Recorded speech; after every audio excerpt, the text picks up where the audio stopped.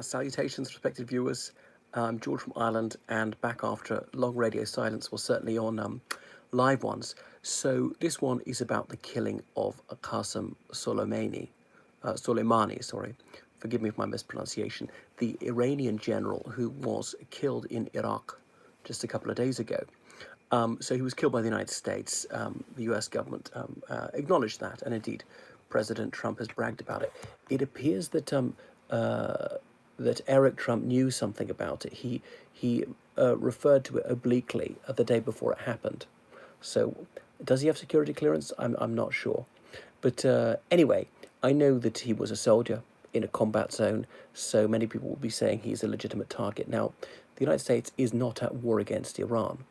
If you kill someone of another nationality when you're not against war, is that legal? Seems dubious to me. Now, I know you might say some Iraqi groups with Iranian assistance have been firing things at US troops and have killed several of them, and certainly in recent days. Hello there from Reality is an Illusion in Wisconsin. So, anyway, the United States felt that they better riposte, and this is how they replied. So there's been a proxy war going on between the United States and Iran for, well, at least since 2011, since 9 years in Syria, because, of course, Iran backs the regime of Dr. al-Assad to the hilt. The United States was helping some of the rebel groups, such as the Free Syria Army, the Syrian Democratic Forces, the Kurdish Peshmergas, and so forth. In Iraq, ISIS was fighting. Now, this is what the United States government doesn't want to point out, is Iran and the United States are on the same side in Iraq and in Syria, in as much as they're both against ISIS. And it's actually the Iranians who really knocked the stuffing out of ISIS, the Islamic State in Iraq and al-Shams. You might not know that Islam has this denominational divide. About 80% of Muslims are Sunni, and most of the rest are Shia. Now, not all Shia and all Sunni hate each other. Okay, the Sunni minority in Iran, I think, get along okay. Iran is the most Shia nation of all, 90% Shia. No other country comes close to that in its percentage of Shia majority, and also a number of people who belong to the Shia denomination. So there's a Shia majority in Iraq, but it's not as big, perhaps 60%. So they were oppressed for decades under Saddam Hussein, who was Sunni, and now they've been in the saddle since 2003. So obviously, one of the unintended consequences of the liberation of Iraq in 2003 is a hugely enhanced Iranian influence in the region. They have a very cordial relationship with Iraq now, with Syria, and indeed with Lebanon, where there's a plurality of people are Shia. I'm very low on battery, so it might run out soon. Harrow Nation.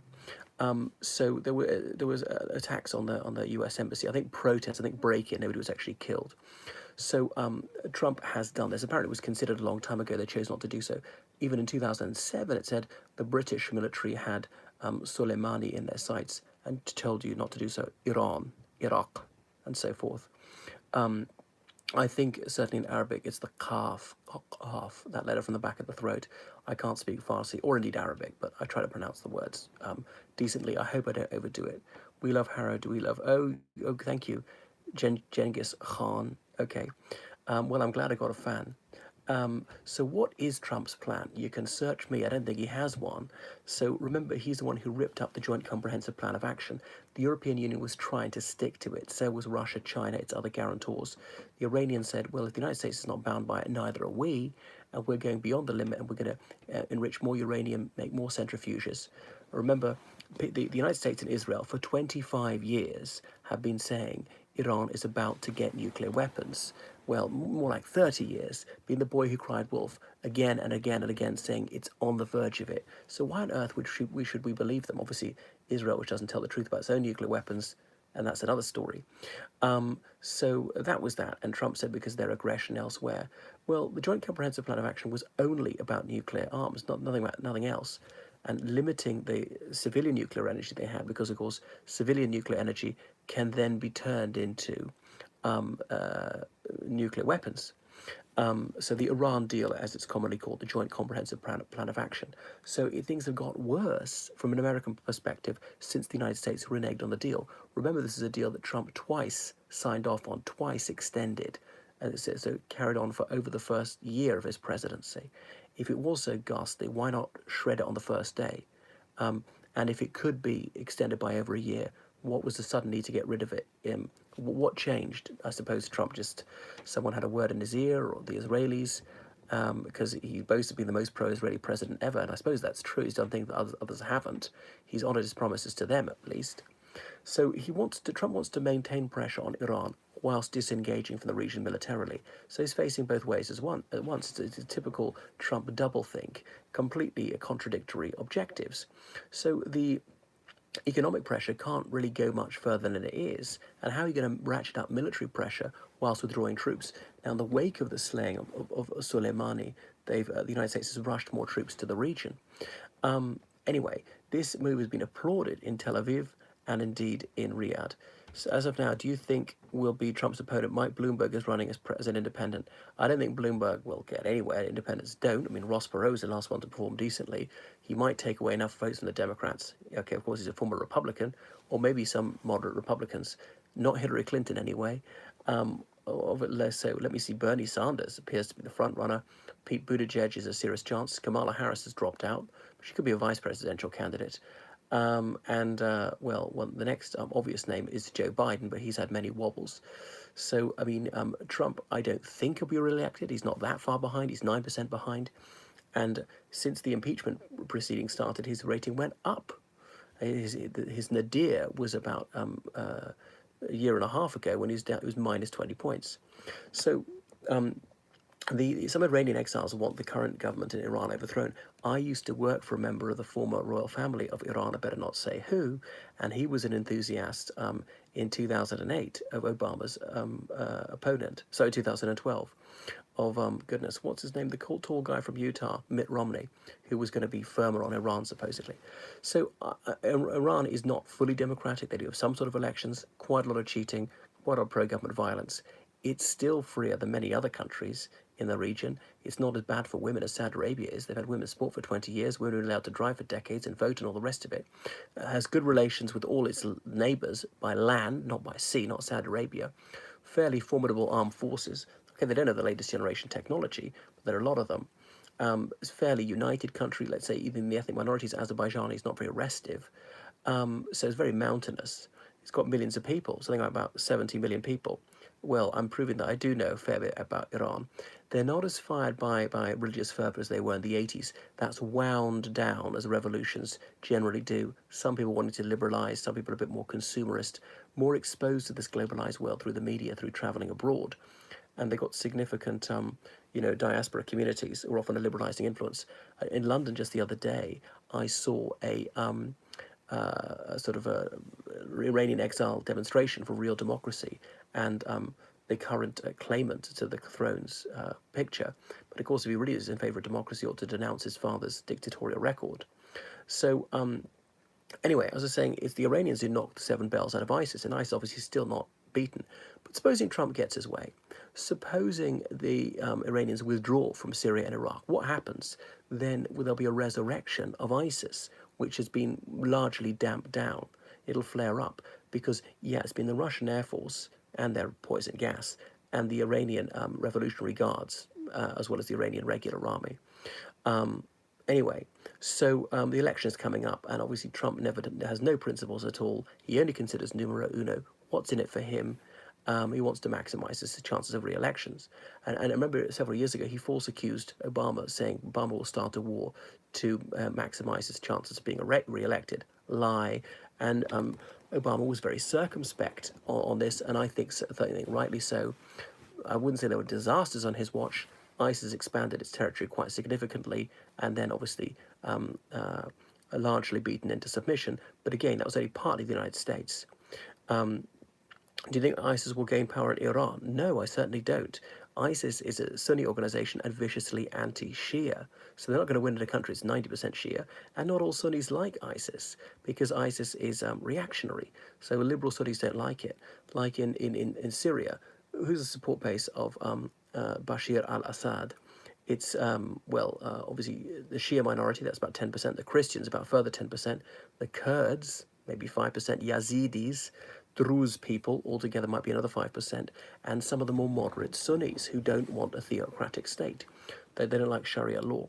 So anyway, Tucker Carlson appears to be Trump's guru, certainly no expert on the Near East, but he has urged President Trump not to engage in a discretionary war in the Levant. I don't think Trump will do it, but he'll probably do the worst of both worlds, managing to seriously irritate the Iranians without seriously weakening them. So what do you think was going to happen next? Was this thought through? You kill him, that's a very provocative action. I know the Iranians have been provocative, and they're going to hit you back. And the thing is, the Iranians have got a much higher pain threshold than the United States. Do you think Iran has the courage to start a nuclear war with the West? Well, good question. No, and I don't think they have the nuclear arms either. I mean, nobody's proved that they do. They might have been trying to develop them, but if the Israelis, for instance, really thought Iran was that close, they'd carry out massive airstrikes. Remember, they destroyed Osirak, the Iraqi nuclear weapons facility in, I think it was 1982.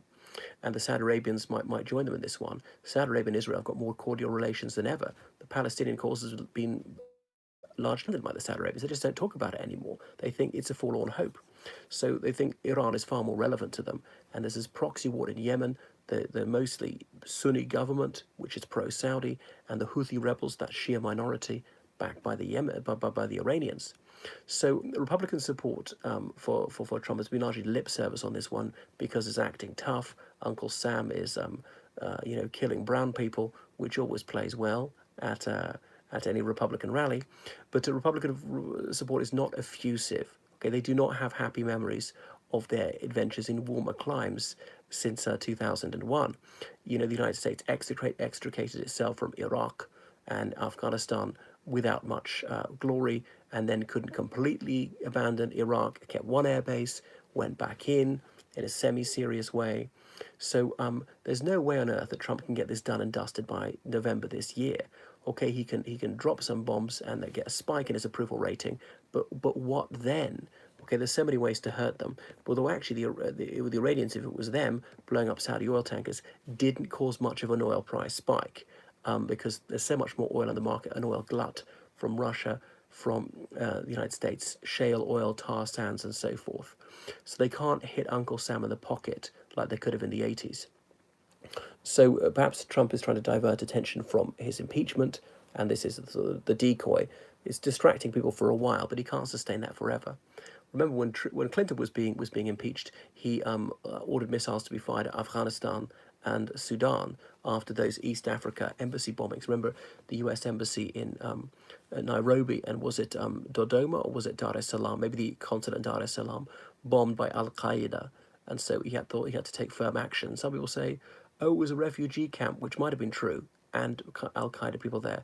Where I am on the political spectrum, you can watch another video about that one. So this is a real witch's brew, and what potion has Trump poured in. So we're drawn into a quagmire.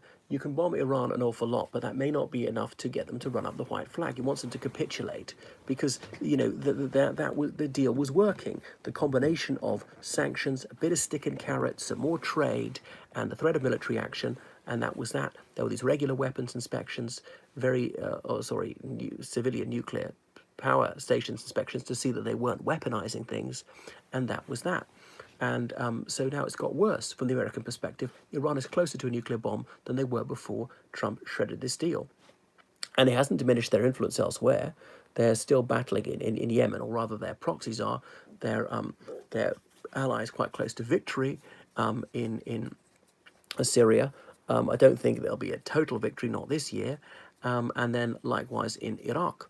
And the thing is, as I say, if the Iranians do disengage, ISIS will flare up again, and is the United States going to tolerate that, or are they going to go back in? So they haven't figured it out. So the United States would then be stuck in the mud, playing piggy in the middle, or as Obama once said, babysitting a civil war, which is an unenviable situation. So there is no clarity of aim. There could easily be mission creep. You bomb the Iranians, and what if they don't submit? They don't capitulate. What you going to do? And why should they? I mean, the United States, is the United States not aggressive? Okay, the Iranian troops are in Iraq with the express permission of the Iraqi government. Iranian troops are in Syria because they've been invited, unlike the Americans, who've not been invited by the sovereign government. Now, you might detest the Syrian regime as I do, but still recognize under international law that is the legal government of Syria. Now, I know you can say the United States is there pursuant to UN mission. Do you think Saudi Arabia will back? I mean, behind the scenes, the only place without US influence is the UAE. Well, the UAE's got some under some US influence because of this, the US is so important commercially. Well, obviously, Saudi Arabia is the main Sunni nation in the Middle East. Something like 90% Sunni. They'll sometimes say they're 100% Sunni, but that's a lie. There's a significant Shia majority in the eastern province. Around Qatif, for example, there have been rebellions and just protests, and peaceful protest is punishable by death in Saudi Arabia. Peaceful demonstration is called terrorism in Saudi Arabia. They've got no freedom of expression, and so they severely discriminated the Shia minority, such as the government won't even admit they exist a lot of the time.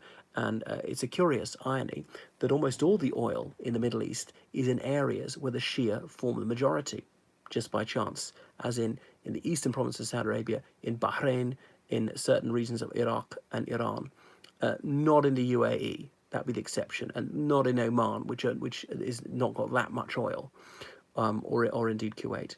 So there we were there. Is this the start of the Third World War? No, because who's going to come in on Iran's side? Though they have reasonable relations with other countries, I don't think anyone's going to fight on their side. Obviously, the Syrian government is very sympathetic to them. Most Iraqis are, but nobody else is. So they can trade with other countries. They can hide some of their nuclear weapons program if they have one in neighboring countries. Those countries are willing to cooperate.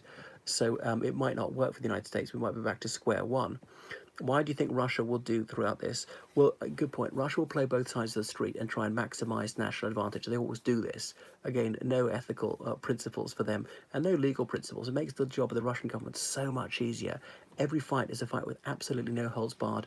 They have no pesky independent media in Russia asking awkward questions, exposing things the government doesn't want to come out. And if you're a journalist who reports things the Russian government doesn't like, you end up very suddenly and very violently dead, which sends a message to other journalists. Which regime is worse, Saudi Arabia or Iran? Saudi Arabia, as I just adumbrated.